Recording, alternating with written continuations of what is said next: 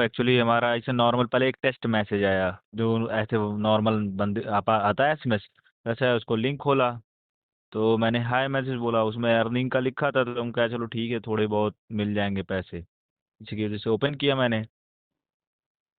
हम्म। हम्म। फिर मतलब ऐसे ट्रांजेक्शन हुए, ऐसी बात नहीं है, मेरे तीन चार बैंक थे। वो पहले बोला इतना इतना दो, इतने मतलब जो भी है पहले तुम $100 $20 मतलब $100 से स्टार्ट करो, तो मैं समझ में आएगा तो करना। मैंने $100 उसको परचेज करके भेज दिया। ठीक। देन ऐसे ही मतलब वो अमाउंट्स भी एक्स्ट्रा भेज देता था। लाइक मतलब मैंने पैसे आपको वो देता था और उसका हम्म, यूएसडीटी आप खरीद के उसको देते थे? नहीं नहीं, पहले मैं उसको पैसे दिया, देन वो मुझे यूएसडीटी दिया।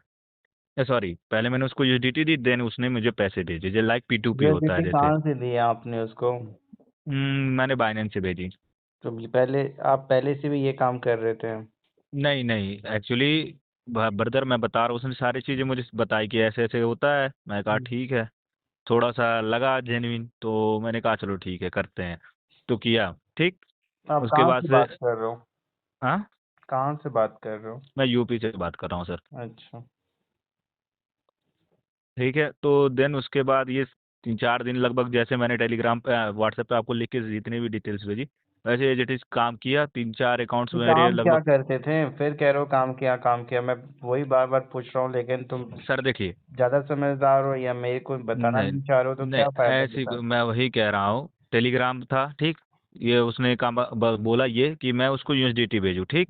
वो मुझे पेमेंट देता था। अरे तुम्हें पेमेंट देता था, तुम यूटिलिटी देते थे, ये काम क्या कर रहे थे इसमें? ये P2P सर।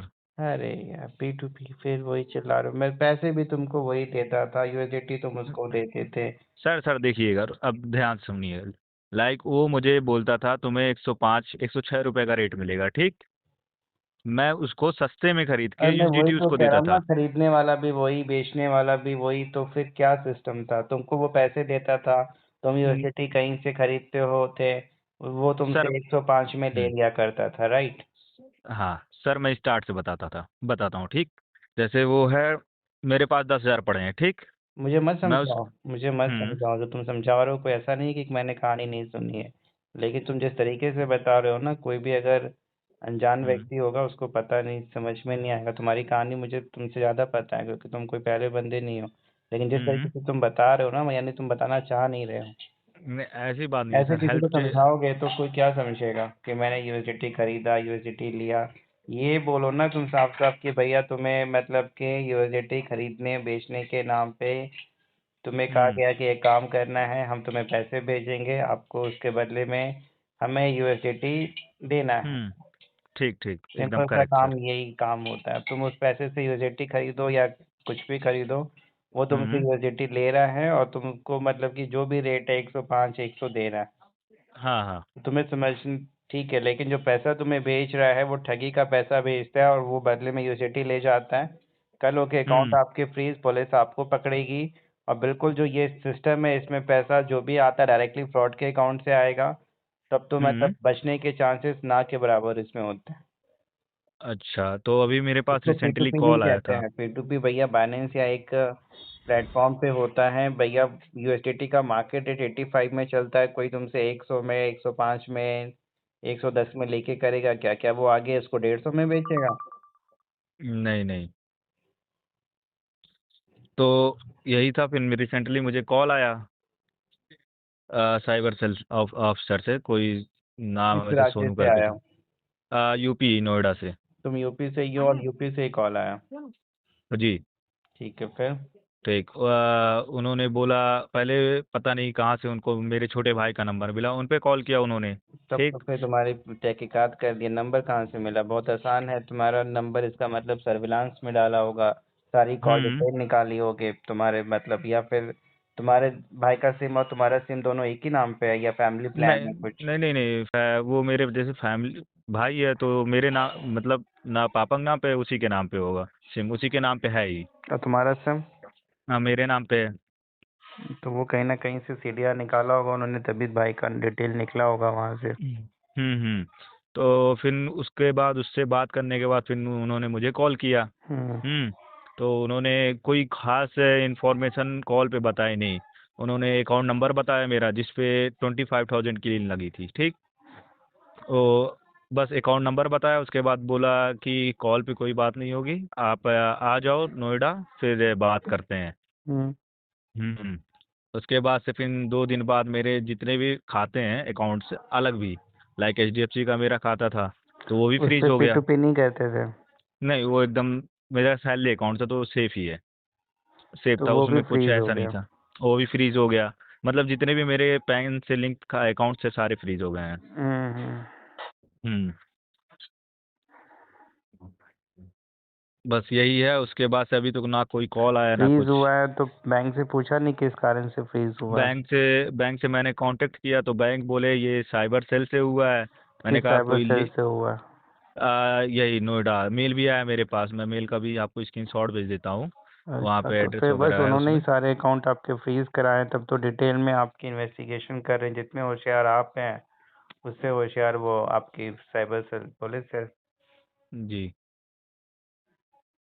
तो अभी तो उनका कोई कॉल या कुछ आया नहीं है ना घर पे, लाइक नोटिस वगैरह का। मैंने आपकी तो वीडियोस वो देखी जैसे खुद आपने तुम्हारे बताया घर था। पे भैया आएंगे, तुमको नोटिस भेजेंगे नहीं? तुमको नोटिस तुम्हारे तुम्हारे घर पे खुद आएंगे। हम्म। तुम जैसे होशियार को नोटिस भेजेंगे और ये करेंगे तो तुम भैया जवाब दे दिए और तुम वहां से ही गायब हो जाओगे। तो सर इसमें बचा कैसे जा सकता है, क्या किया जा सकता है, कुछ आइडिया सर? तुम इस काम को कर रहे हो तो तुम्हारे पास तो आइडिया होगा ही बचने का। जब चोर चोरी करता है तो उसको बचने का तरीका पता होता है। सर इतना आइडिया होता तो मैं ये काम ही क्यों करता?